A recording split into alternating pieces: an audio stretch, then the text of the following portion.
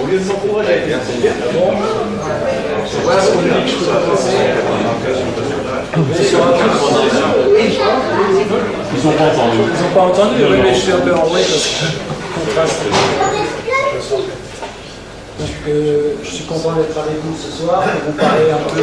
Bon, le sujet qu'on m'a donné, c'est VLT jusqu'à Gaïa. J'ai élargi un tout petit peu des deux côtés. Du côté historique en commençant à Galilée. Je ne parlerai pas des astrolabes parce que vous avez des spécialistes ici qui vous en parleront demain. Donc on commence avec l'optique des télescopes jusqu'à l'ELT et les prochains satellites télescopes, donc Gaïa est l'un d'entre eux.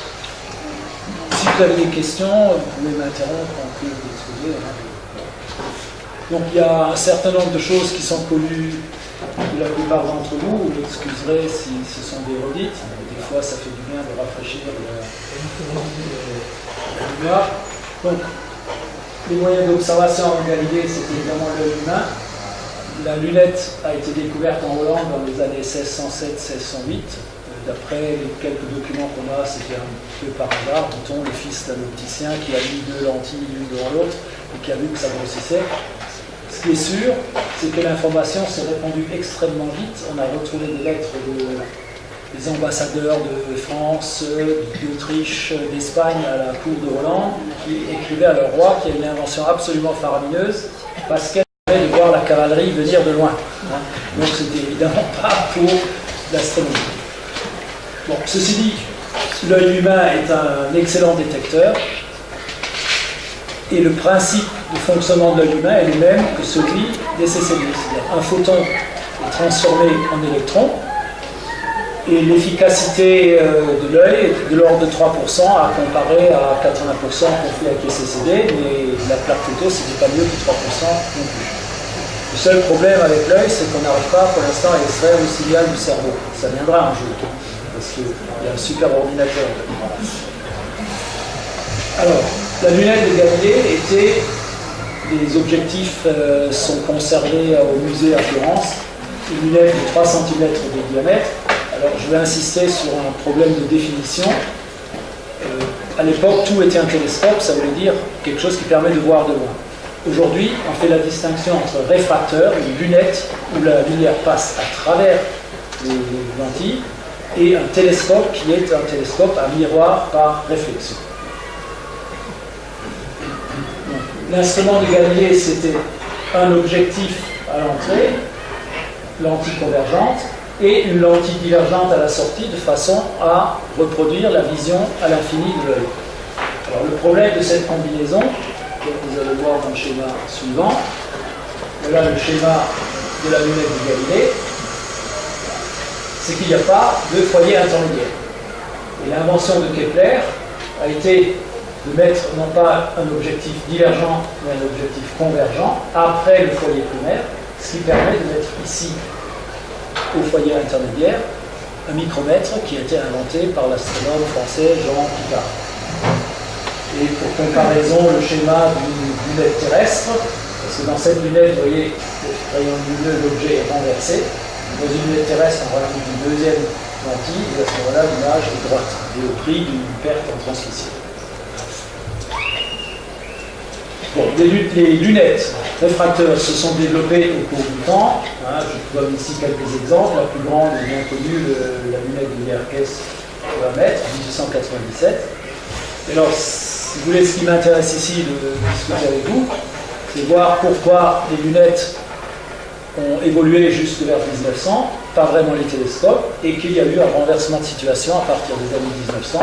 On ne construit plus que des télescopes par réflexion. Alors, la théorie, en fait, était connue longtemps avant déjà.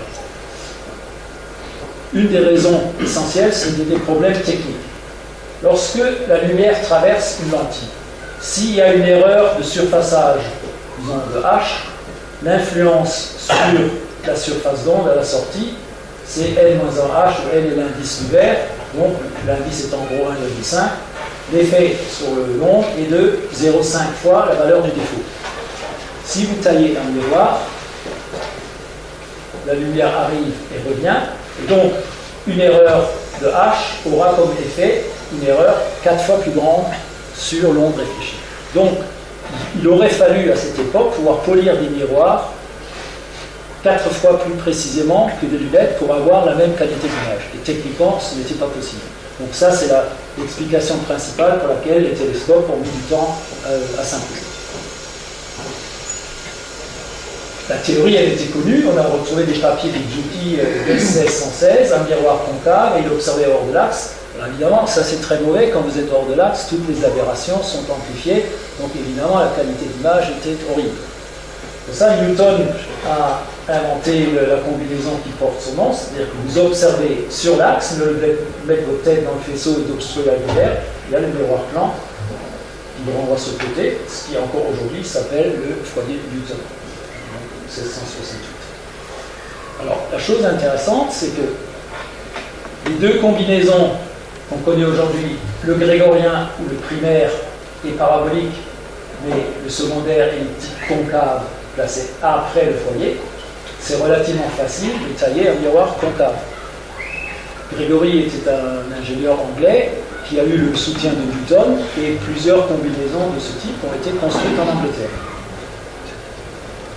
Côté français, la combinaison Cassegrain, qui est celle qu'on utilise aujourd'hui, un miroir parabolique également, mais le secondaire est hyperbolique et convexe, qui est beaucoup plus difficile à tailler. Donc à l'époque, on ne savait pas le faire. Donc ça, c'est l'une des raisons qui fait que les télescopes de Cassegrain n'ont pas été utilisés jusqu'à les années 1950. Il y a une deuxième raison historique qui est plus intéressante. Je reviens dans les diapositives. Ça, c'est pour montrer qu'en Angleterre, les télescopes se sont développés. Il y a différents exemples ici. Télescope fixe qu'on pouvait simplement bouger en élévation et pas du tout en azimut, donc on attendait, on laissait défiler les étoiles devant. Vous avez ici quelques exemples. Le problème, c'est que c'était des miroirs en bronze. On pensait à l'époque qu'il fallait prendre en métal parce que c'était plus réfléchissant. Le problème, c'est que d'une part, le bronze qu'on utilisait pour polir, c'était facile à polir, mais ça se dégrade aussi facilement, donc il fallait les retailler régulièrement. Le deuxième point beaucoup plus grave, c'est que le métal se dilate. Donc entre la différence de température de la journée et le refroidissement de la nuit, le miroir se déformait et la qualité d'image était innommable. Alors pourquoi les télescopes sont-ils développés en Angleterre et pas en France? La théorie était connue parce que Descartes a publié sa doctrine en 1637, mais d'une part, il y a des questions politiques. Newton soutenait Grégory, alors qu'en France, Cassegrain est un inconnu. Ça fait même pas 20 ans qu'on connaît son prénom, Cassegrain. Finalement, on a découvert, les chercheurs de l'Observatoire de Paris, la section Histoire des sciences, que Cassegrain, il s'appelait Laurent, c'était un professeur de physique dans un collège à Chartres. Mais en France, comme en Angleterre, si vous avez fait une découverte et vous voulez la publier, il faut passer par l'Académie des sciences. Oui. Deux petites précisions. Le télescope de Herschel tournait en azimut.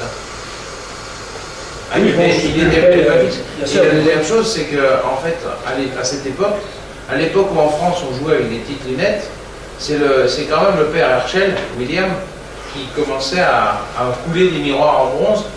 Je veux dire, il a fait ça tout seul dans son atelier, quoi. On en parlera demain. Voilà.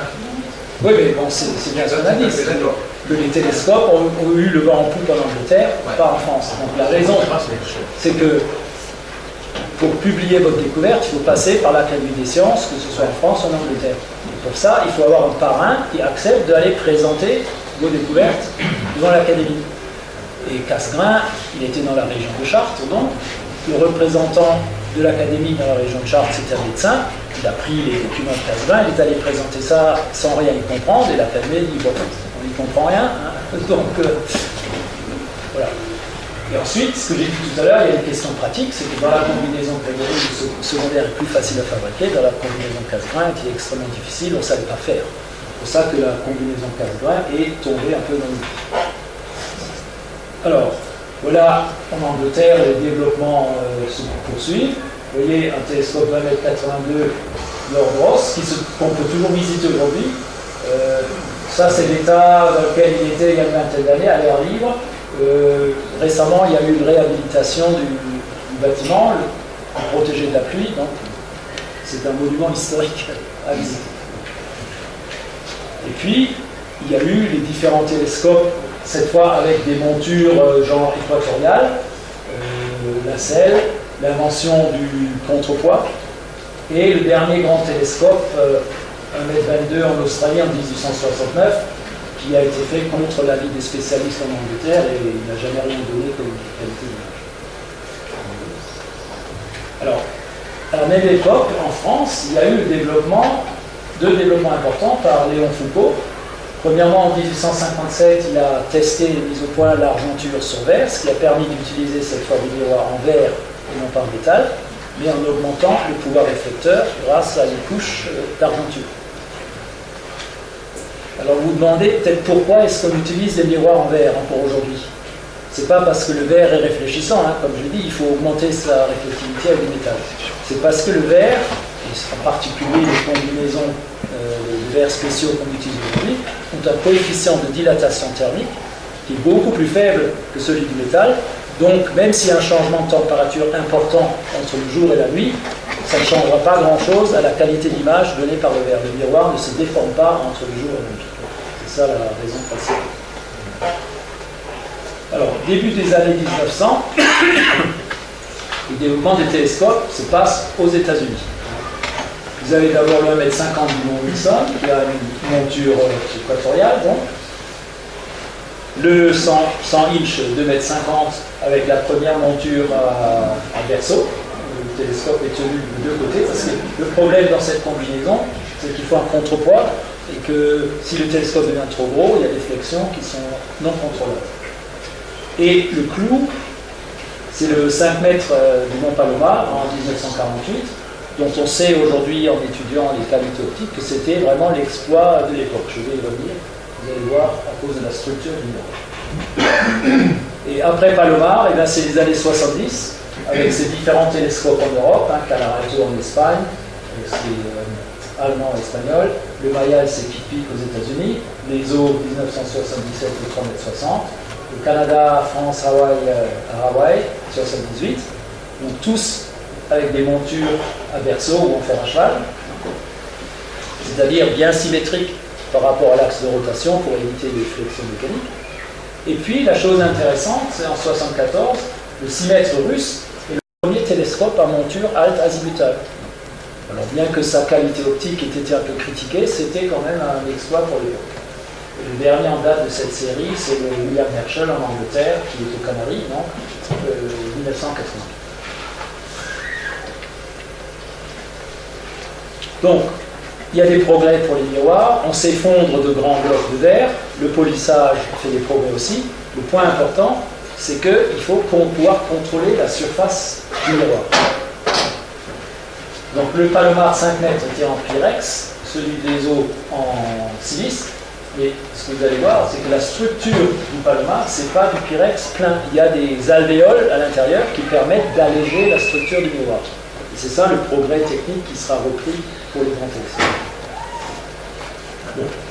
Ça, je vous rappelle simplement, mais ça c'est plus récent, après des progrès du détecteur, on est aujourd'hui à 80-90%. Un petit détail, vous voyez, quand on regarde le miroir de Foucault, qui est à Marseille, le miroir du 800, en fait on s'aperçoit que c'est pas un bloc plat, il a déjà une forme dessous, il a déjà une forme arrondie et il n'est pas tout plein.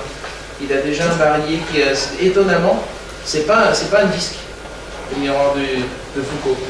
Je peux vous dire, je l'ai vu, ça m'a choqué justement, c'est bizarre, il y avait déjà une idée derrière. Oui, mais je ne sais pas comment il aurait été fait techniquement, parce que tel qu'il a été poli, c'est un bloc.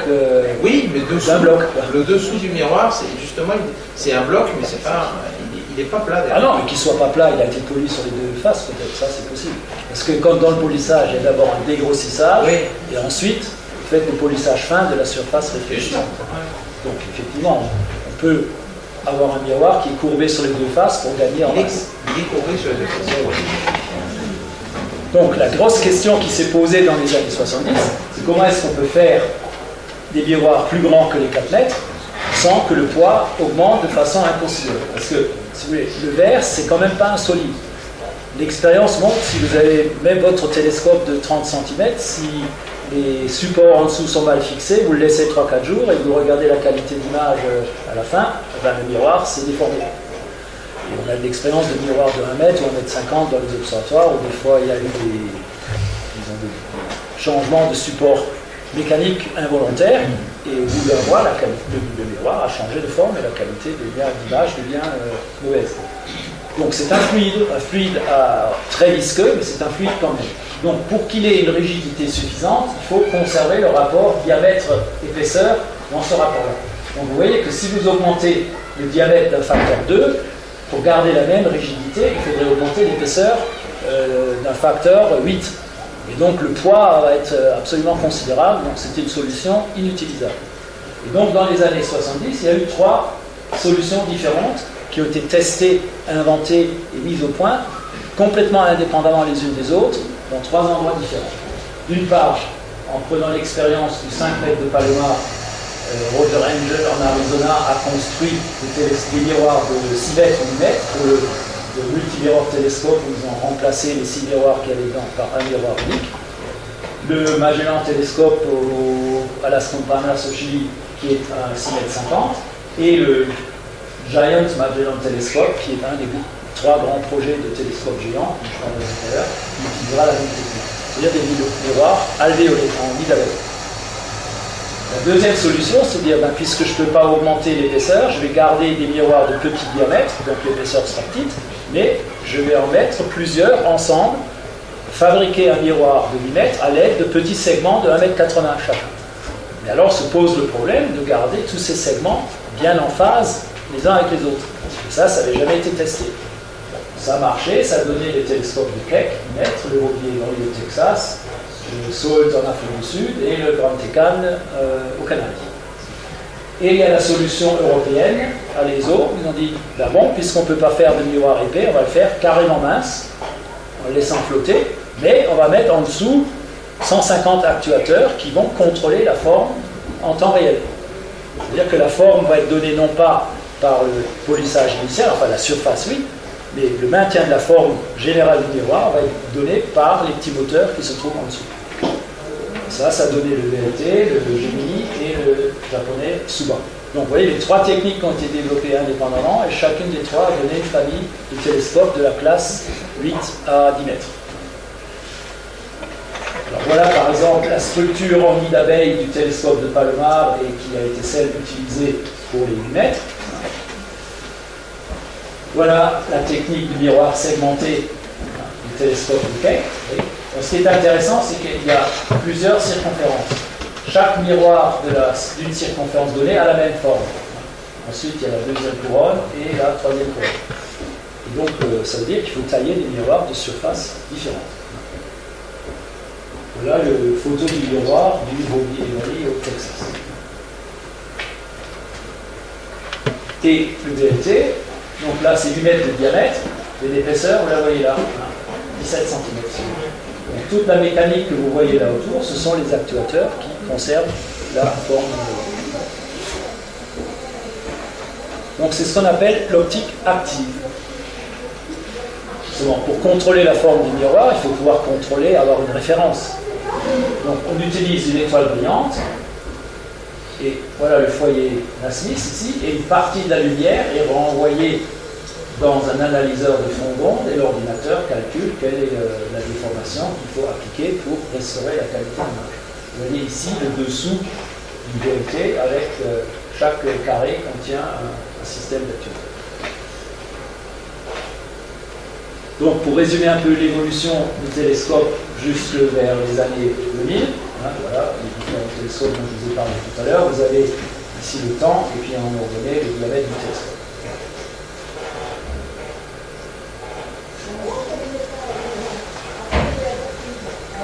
Ça, c'est jusqu'à 1900. Maintenant, on passe à la période suivante.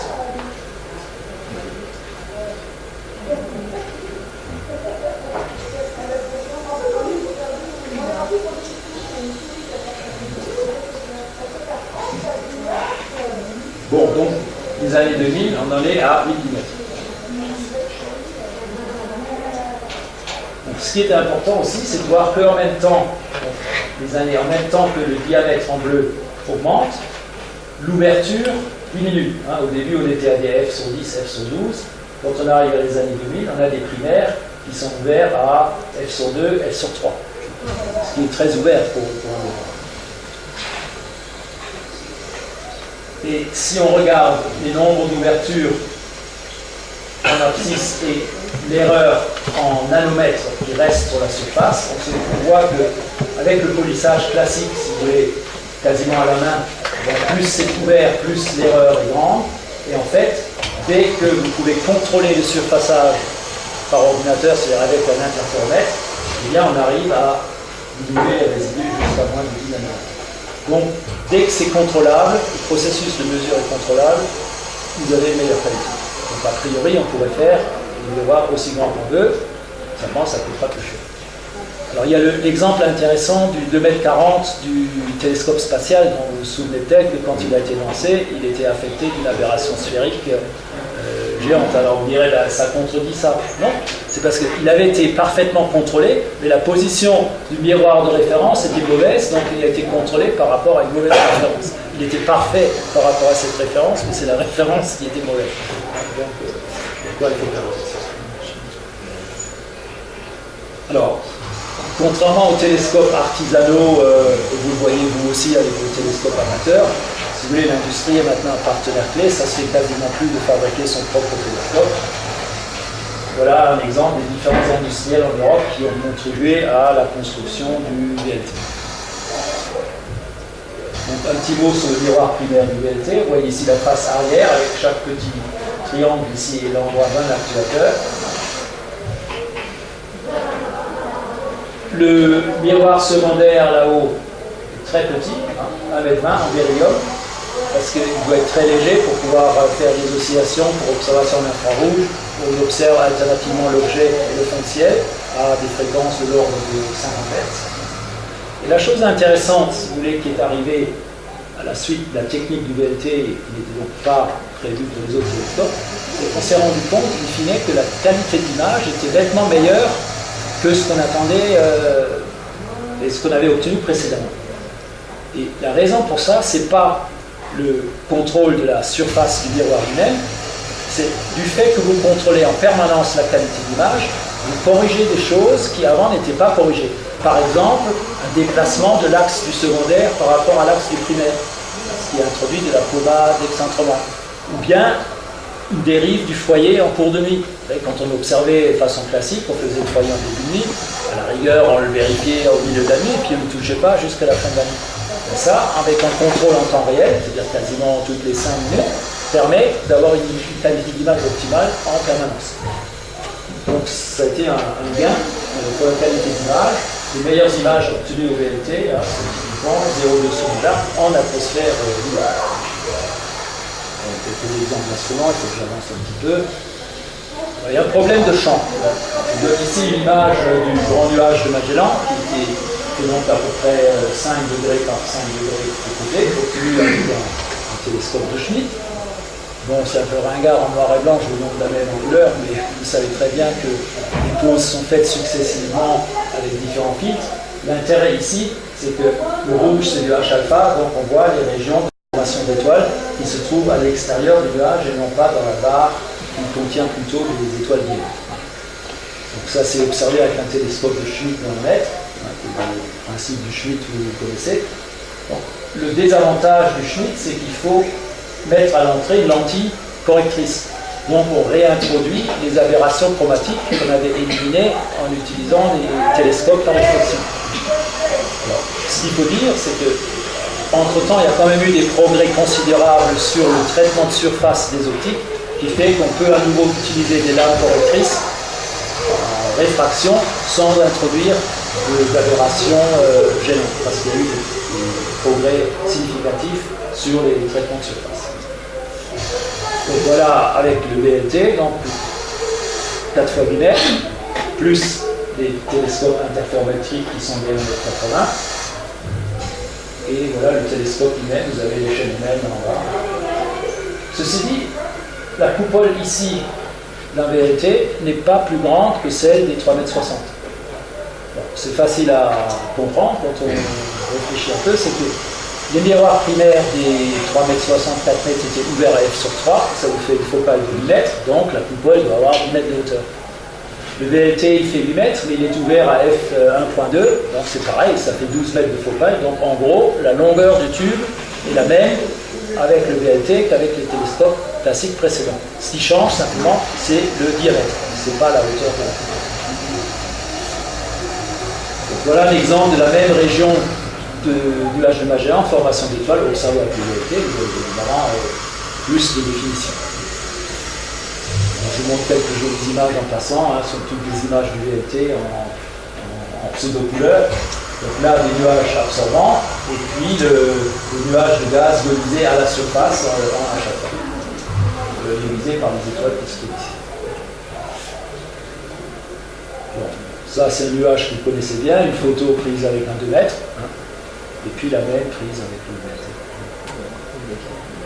Donc on voit plus de détails, en particulier toutes les barbules ici. Bon alors, c'est pas uniquement dû à la qualité d'image du site, hein, c'est aussi la qualité d'image du télescope. Alors maintenant, vous savez, les astronomes ne sont jamais satisfaits, on a des 10 mètres, mais bon, ça ne nous permet pas de voir ce qu'on veut voir. Donc il nous faut des télescopes plus grands. Donc la question qui va se poser, bon, pourquoi plus grand? Parce que, bon, je reviendrai tout à l'heure, on veut voir des galaxies aux origines de l'univers, on veut arriver à séparer les exoplanètes de leur étoile centrale, donc il faut un pouvoir de résolution supérieur, donc un diamètre plus grand. Et donc la question se pose, bon, pour avoir de bonnes qualités d'image, est-ce qu'il vaut mieux avoir des grands télescopes au sol ou envoyer un télescope dans l'espace, hein, où l'atmosphère ne nous gênera pas? Je vais vous montrer un peu les pour et les contre des deux techniques possibles. Alors, le flux limite, c'est-à-dire le plus faible flux que vous puissiez détecter en imagerie au sol, c'est proportionnel à ce rapport, où alpha est la tâche d'image, le Cin, puisqu'on est limité par l'atmosphère, et D, le diamètre du télescope. Donc on se rend bien compte qu'à 2,40 m, c'est-à-dire Hubble, en dehors de l'atmosphère, donc il est limité par sa diffraction, hein, il a des images de 0,03, c'est équivalent à un 40 mètres dans un bon site au sol. Donc après, c'est une question, qu'est-ce qui est plus facile à faire, qu'est-ce qui coûte moins cher.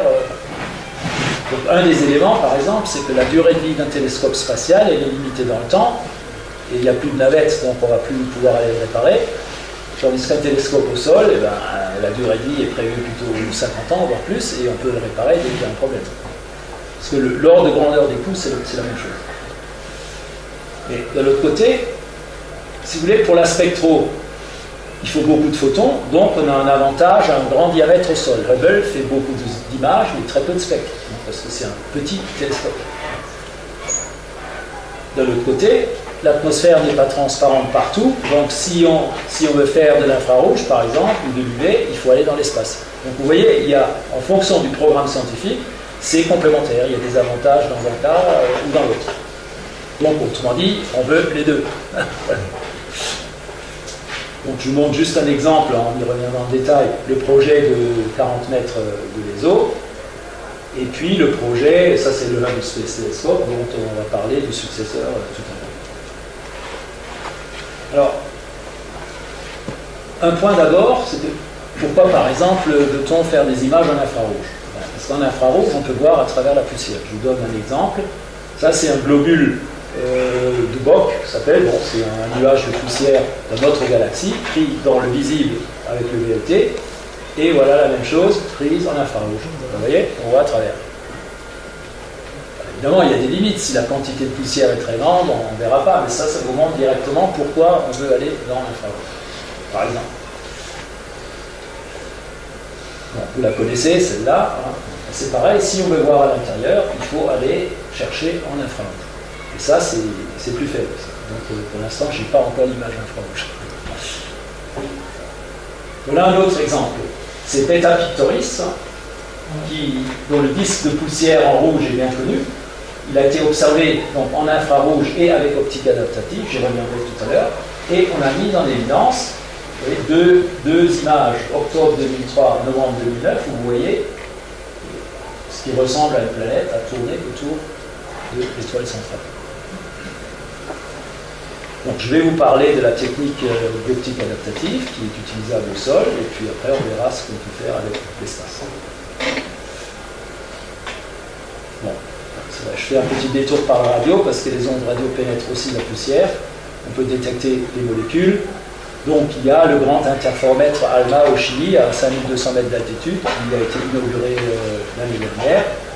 Voilà le réseau d'antennes radio-millimétriques, dans un site qui est superbe. On pourrait aussi y mettre un observatoire optique. Le seul problème, c'est qu'à 5200 mètres, on ne respire pas très bien. Donc c'est pas idéal pour ALMA, en fait, est contrôlé depuis une station qui se trouve à altitude intermédiaire à 2400 mètres. Voilà la dimension. C'est le même type de paysage qu'on va revoir pour le site du VLT ou le site de l'ELT. Donc, on peut essayer de corriger la déformation due à l'atmosphère par des techniques qui s'appellent l'optique adaptative. D'abord, il faut choisir un site qui soit meilleur, c'est-à-dire le mieux c'est une montagne au milieu de la mer pour limiter les échanges de température. On peut éventuellement faire des pauses courtes pour figer l'atmosphère, ça veut dire typiquement un centième de seconde. Donc vous prenez des images successives à grande vitesse, vous éliminez celles qui sont mauvaises et vous rassemblez celles qui sont bonnes. Le problème c'est que vous jetez 9 images sur 10, donc c'est un peu du gâchis d'un télescope. Donc la technique la plus prometteuse, c'est l'optique adaptative, c'est-à-dire la correction de la turbulence atmosphérique en temps réel. Et en temps réel, ça veut dire au centième de seconde. Donc ne confondez pas avec ce que je vous ai dit tout à l'heure, l'optique active, qui consistait à contrôler la surface du miroir principal, parce que ça se fait lentement, toutes les heures. Alors que là, il faut agir au centième de seconde. Alors, comment est-ce que ça marche en pratique? Je vais vous montrer pourquoi c'est intéressant. Voilà une image faite, c'est à Hawaï, sans optique adaptative, avec une qualité d'image qui est pas mal. Le même objet pris avec la caméra d'optique adaptative, on gagne un facteur 10 en qualité d'image. Donc non seulement vous résolvez mieux les objets, mais vous commencez à avoir davantage d'objets faibles. Pourquoi? Parce que quand vous avez une image qui est mauvaise, vous avez l'étoile qui vous intéresse, et superposé là-dessus, vous avez le fond de ciel qui ne vous intéresse pas, qui rajoute du bruit. Et plus votre image est grande, plus vous rajoutez de fond de ciel. Si vous réduisez votre image à une toute petite taille, eh bien vous diminuez d'autant le fond de ciel et donc vous augmentez le contraste et vous voyez plus faible. Donc c'est ça l'intérêt principal de l'optique adaptative. Ce n'est pas tellement pour résoudre des nébuleuses ou des taches sur les étoiles, c'est pour pouvoir aller voir des objets plus faibles, plus loin. Donc, voilà comment ça marche. Vous avez votre télescope, hein, le miroir primaire et le miroir secondaire. Voilà la couche d'atmosphère au-dessus. Et vous avez une onde plane qui arrive d'en haut. Elle est plane jusqu'à ce qu'elle arrive sur l'atmosphère, et là, elle est déformée. Donc, ce qu'on va faire, on va rajouter un étage intermédiaire où on refait l'image de la pupille, c'est-à-dire du miroir primaire, mais sur un tout petit miroir, qui lui est déformable. Donc, voilà l'onde déformée qui arrive dessus, lorsque le miroir est plan. Si je déforme le miroir exactement en sens opposé des déformations de l'atmosphère, je vais pouvoir redresser les déformations et avoir à nouveau une surface plane à la sortie. Donc il faut un miroir déformable. On ne va pas faire ça sur la lunette, hein, on le fait sur des miroirs de 20 ou 30 cm. Donc on refait l'image en taille réduite et on va faire la correction. Alors, voilà. Souvent pour faire la correction, évidemment, il faut faire l'analyse. Donc on va extraire une petite partie de l'image qu'on analyse et l'ordinateur va calculer quelle est la déformation qu'il faut apporter ici. Voilà. Donc vous voyez, le miroir s'est déformé en sens opposé de la déformation du fond d'onde et vous avez de nouveau l'image plane, non plane à la sortie. Donc c'est ça le principe de l'optique adaptative. Seulement, il y a deux conditions pour que ça marche. D'une part, il faut pouvoir analyser l'image en temps réel, donc réagir, comme je vous l'ai dit, au centième de seconde. Avec les ordinateurs modernes, ça commence à marcher, mais il y a 10 ans, c'était un problème. La puissance de calcul des ordinateurs n'était pas suffisante. Et deuxièmement, il faut une étoile de référence dans le champ de cohérence de l'atmosphère. On ne peut pas la prendre n'importe où. Alors, si vous observez une étoile brillante, ça marche, vous utilisez l'étoile elle-même. Si vous observez une galaxie, il faut avoir une étoile brillante à côté. Ce n'est pas toujours le cas. Donc, ça ne marche pas toujours. On a trouvé des solutions. S'il n'y a pas d'étoile naturelle, on va faire une étoile artificielle. Donc ça vous montre simplement l'effet de la correction, hein, sans correction, avec une seule correction et avec deux étages de correction. Hein, vous voyez là. Donc, s'il n'y a pas d'étoile naturelle, on va faire une étoile artificielle en tirant au laser dans la couche de sodium à 420 km d'altitude. Je vous montre d'ailleurs pour le plaisir, le fait, ça c'est une étoile naturelle qui est à côté. Vous voyez que si l'étoile laser est focalisée, l'étoile naturelle ne l'est pas. Ce qui veut dire que pour un télescope, même 80 km d'altitude, ce n'est pas l'infini. Donc ça pose un problème aussi. Et voilà le principe.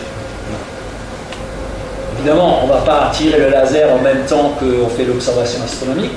Donc typiquement, il y a un coup de laser toutes les centièmes de seconde, et les 99 autres centièmes, on fait l'intégration scientifique. Et on recommence le tir laser. Évidemment, c'est une usine à gaz dans le télescope. Donc la prochaine génération de télescopes, les 49, ils sont tous équipés d'étoiles artificielles, de lasers optiques et magnétiques. Alors, revenons au Hubble. Un miroir de 2,40 m, mais il avait une très bonne qualité d'image. Le point nouveau, c'est que, voilà le plan focal. Nous, on a l'habitude, au foyer de notre télescope, on a un seul instrument. Et si vous avez un champ de 10 minutes d'arc, par exemple, et que vous utilisez un spectrographe qui va utiliser juste une étoile au milieu, tout le reste est perdu. Donc l'innovation du Hubble Space Telescope, c'était que dans le plan focal, il y avait une caméra au centre, là où la qualité d'image est la meilleure, et 4 instruments spectrographiques différents autour. Donc on utilisait pleinement le champ. Évidemment, l'instrument qui était situé ici, par exemple, il n'observait pas le même objet que l'instrument qui était là. Donc il y avait des observations en parallèle. Et cette technique d'utiliser complètement le plan focal a maintenant été transposée au sol pour les télescopes de la prochaine génération. Alors, par exemple, je vous montre l'exemple de spectroscopie multi-objet OVLT. Voilà le champ de vue de l'un des instruments, force, c'est 7 minutes d'arc. Bon, ça c'est l'image qui a été prise du champ, un petit amas d'un petit nuage imaginant. Alors, avant, on avait un spectrographe qui avait une seule fente, donc vous prenez ça et rien d'autre. Et là, maintenant, vous avez 19 fentes différentes que vous pouvez déplacer à volonté dans cette direction-là. Donc, vous pouvez choisir d'observer en même temps cette étoile, celle-là, celle-là, celle-là, comme vous voulez. Vous faites 19 spectres en même temps au lieu d'un seul. Donc, ça, c'est la technique spectroscopie multi-objet. Donc ça c'est avec 19, depuis on a fait mieux, on a l'instrument BIMOS, bon j'ai pas le temps de tout vous montrer, on fait 800 spectres à la fois dans l'ensemble du champ. Alors je ne vous parle pas du traitement de données derrière, c'est évidemment plus faisable à la main ça.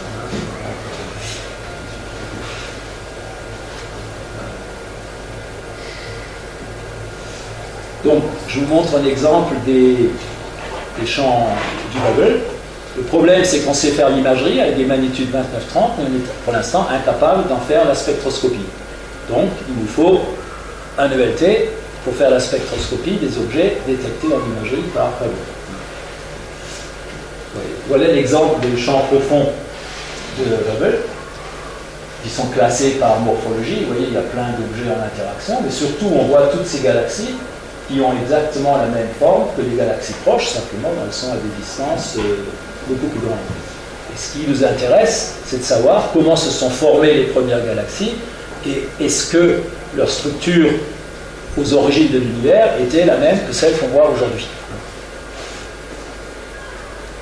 Donc, ben voilà le projet de ELT, Extremely Large Telescope. Donc ça a commencé dans les années 80-90 par différents projets TNT 30 mètres aux États-Unis et au Canada, le Giant Magellan Telescope également aux États-Unis, et le projet OWL, Overwhelmingly Large Telescope, qui était un projet de télescope de 100 mètres qui a été étudié à l'ESO.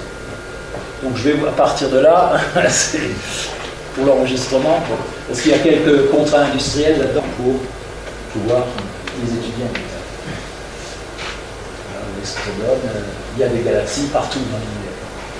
Donc il faut bien savoir quand est-ce qu'elles se sont formées au début.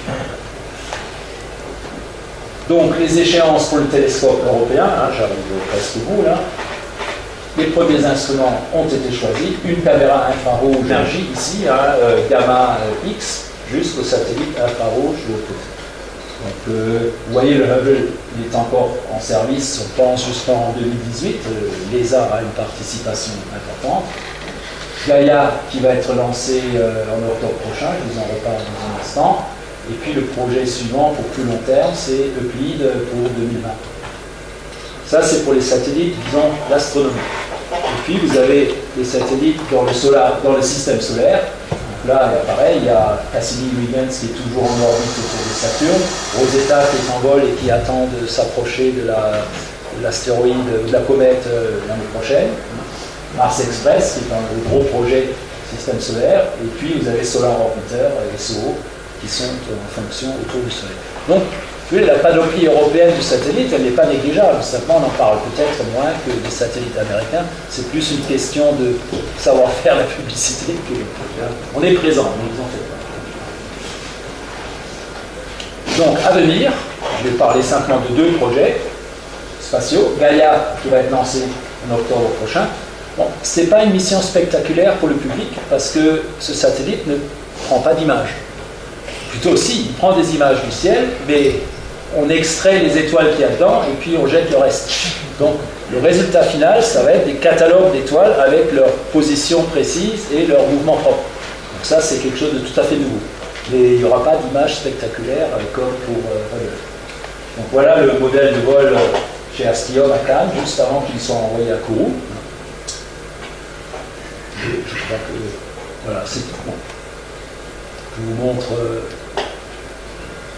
la précision de détermination de la position d'une étoile, ça va être 25 milliards de secondes, ça veut dire l'équivalent de détecter un cheveu à 800 km. Donc ça vous donne une idée de la précision. Il y a une mosaïque de détecteurs que je vais vous montrer. Alors, j'affiche tout, puis on en reparle. Donc voilà le satellite, il tourne autour de son axe, il fait une cartographie complète du défilement du ciel sur une mosaïque de détecteurs. Vous avez ici 106 CCD. Comme je vous disais tout à l'heure, comme les pixels, on ne peut pas les faire aussi grands qu'on veut, on est obligé de faire des mosaïques. Donc voilà le plan focal, ça fait 1 mètre fois 0,5 mètres. Évidemment, avec autant de CCD, le problème c'est que le taux de transfert de données, 5 mégabytes par seconde, c'est la limite de ce qu'on sait faire. Ce sera transmis 8 heures par jour à la station européenne à Madrid. Lancement, la fenêtre s'ouvre le 19 octobre. Il y a plusieurs créneaux possibles jusqu'à la fin de l'année. Voilà le satellite, une masse totale de 2 tonnes, sera lancé sur un lanceur russe depuis Kourou, une Soyouz avec 2 boosters à poudre frégate à côté pour atteindre le point de Lagrange, qui est à 1 500 000 km de la Terre.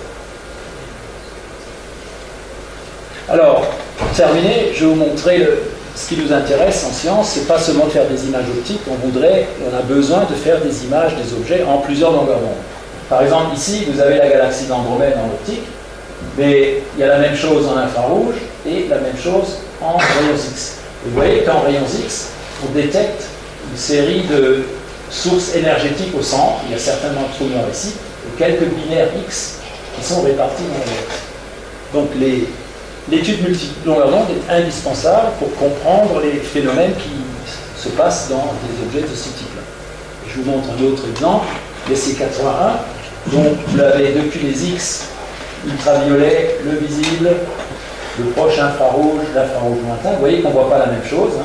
En X, on voit les sources énergétiques, noyaux actifs et binaires X, alors qu'en infrarouge, on voit les régions de formation d'étoiles qui ont lieu dans les bras spinaux.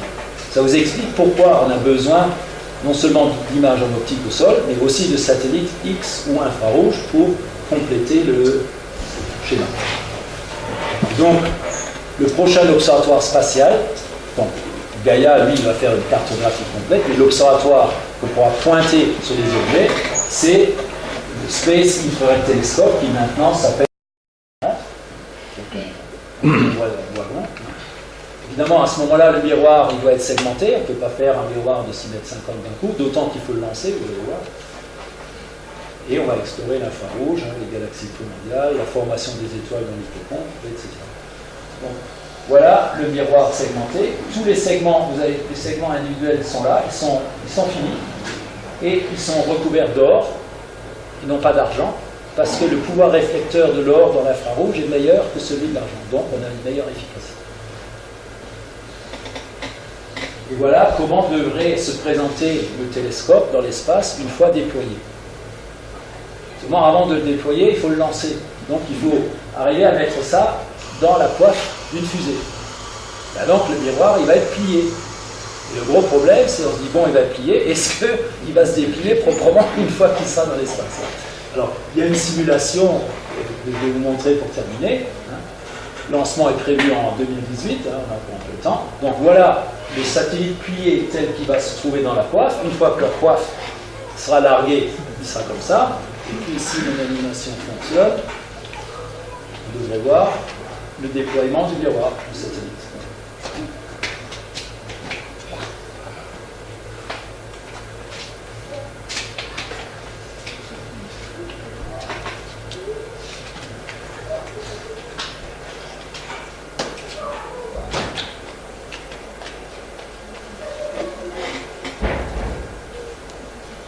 Ça, c'est la protection contre le réchauffement solaire. Le soleil sera en dessous. Et puis, le miroir va se déplier. Mon animation, elle ne va pas jusqu'au bout. Oui, mais ça peut arriver dans l'espace aussi, ça. Voilà. Donc, c'est ça le point chaud. C'est très bon point. Oui, non, mais j'espère pas. Parce que vu le truc, ça. Voilà. Voilà. Et puis bon, c'est pas vous que je dois convaincre, mais pour que ce soit encore faisable du sol, il faut commencer par préserver le ciel nocturne. Donc, parce que ça, c'est le but, c'est la Belgique et la Hollande, vu de la station spatiale, vous voyez la pollution lumineuse. Voilà. Je pense que je suis arrivé au bout de mon expérience. Oui, sinon, si vraiment ça va pas, on a encore une solution de rechange, c'est aller dans l'Antarctique. Il y a déjà une station franco-italienne là-bas et un petit projet de télescope, mais ce n'est qu'un 40 cm. Je dis, c'est un step, c'est un pas vers plus pour construire des télescopes plus gros dans l'Antarctique. Pour l'instant, la zone est encore protégée et la qualité d'image est très bonne. Mais c'est presque aussi complexe d'aller en Antarctique que de lancer un satellite. Voilà. Bon. J'espère que vous y participerez, comme dit, c'est surtout pour la prochaine génération, puisque c'est minimum 10 ans d'échelle de temps pour ces projets-là.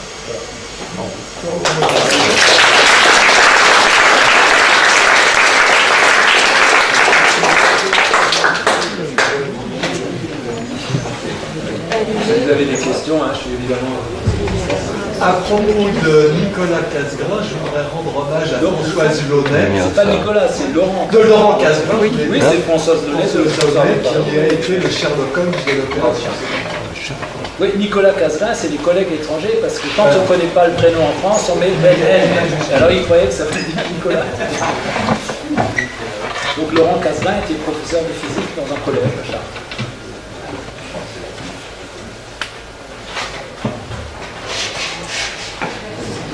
Il est temps d'aller voir. Petite question.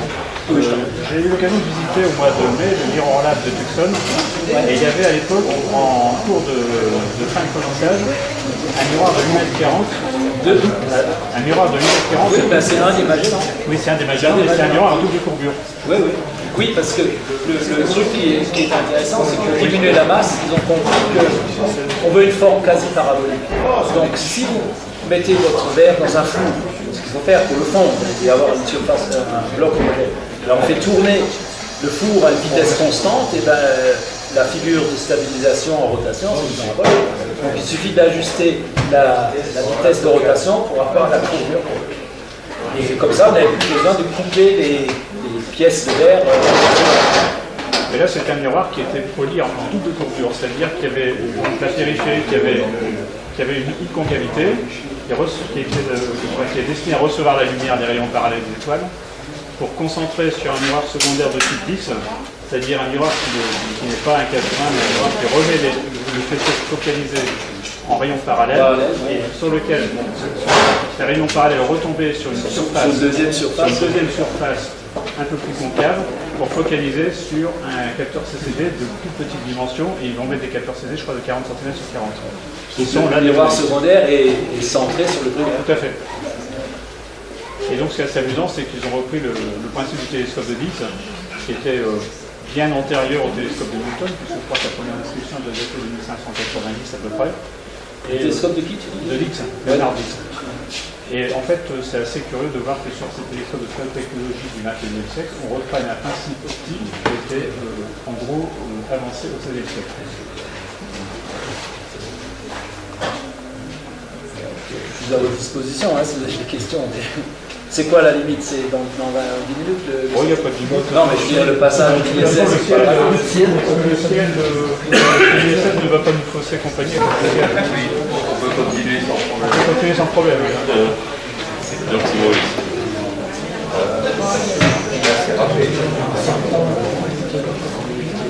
On va descendre. Voilà. Mais c'est ça, avec la technique des miroirs segmentés, a priori, il n'y a pas de limite de taille. Alors que les miroirs monoblocs, les limites, c'est limité par les fours dont l'industrie dispose. Ils ne vont pas fabriquer un four spécial pour un miroir. Au miroir là, ils avaient l'air de dire que c'est parce qu'ils étaient coincés par leur mur, mais que s'ils n'étaient pas coincés par leur mur, ils pouvaient faire beaucoup de temps aussi. Un miroir monobloc peut le faire aussi, mais il faut convaincre Zeiss de fabriquer un four plus grand. Hein, c'est ça. Mais c'est bien, au miroir là, ils les font sur place. Hein. Donc il y a le four d'un côté, et puis de l'autre côté, bon, la salle de débauchage, enfin de blissage en fait, puisque le miroir arrive effectivement en quasi parabolique, hein. Et ils font tout au même endroit. Hein. Et je crois que le télescope Pan-STARRS, il est sur le même principe, avec la vue aussi, je crois. Oui. Lui, il est à... Bah oui. Alors, initialement, c'était 4 télescopes, je pense qu'on a des problèmes de finance, donc il y en a un pour l'instant. Il y en a un pour l'instant, il y en a un deuxième. C'est mon livre en 1992.